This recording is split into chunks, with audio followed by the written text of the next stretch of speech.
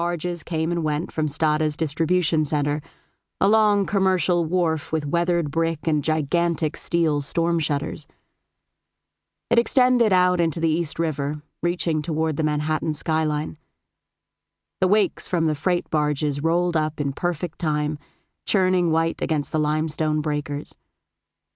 Ava considered this rhythm, the business of moving their products from conception out into the world, to be STÄDA's heartbeat.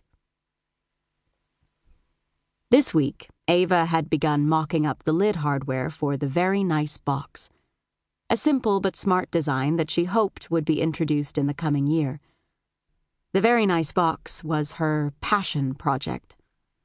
It was exactly the kind of work she had come to STÄDA to do. Meticulous engineering without frills or gimmicks, just the ideal intersection of geometry and utility, where each component existed for a reason. If all went to plan, the Very Nice Box would be followed by a series of shelves and hanging rails that could be configured in endless arrangements.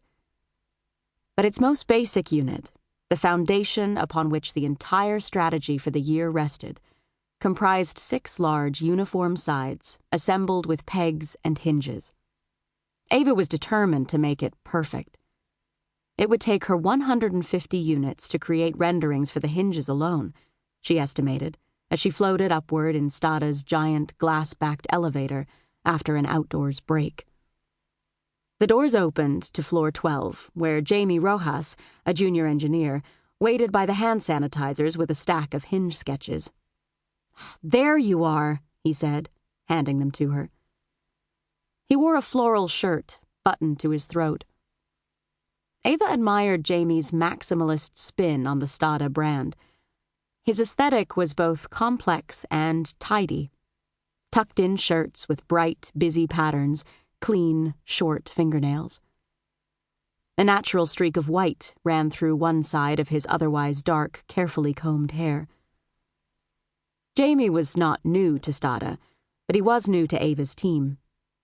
His specialty was gadgets, watches, small lamps, and clocks, but he had never complained about being relegated to storage. Originally from El Paso, Jamie had moved to the city to attend NYU. He'd started working at STÄDA as a customer bliss associate after a string of service industry jobs, which he liked to joke was the natural next step for him as a comparative literature major. Ava considered Jamie a friend, her only friend, and she quietly appreciated his commitment to their standing Monday lunch. Lunch at STÄDA was free and catered on a rotating basis by nearby restaurants.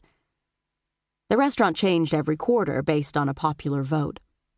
But long lunch lines, or more precisely the company's failure to implement an effective design solution to solve the line problem, deterred Ava.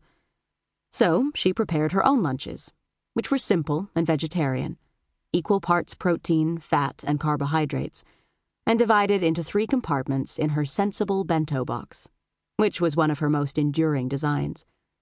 She didn't vote for a restaurant, and no one tried to lobby her. Jamie walked alongside Ava as she made her way to her desk. "Maybe we can discuss those hinges after the conference room thing?" "The conference room thing?" Ava repeated.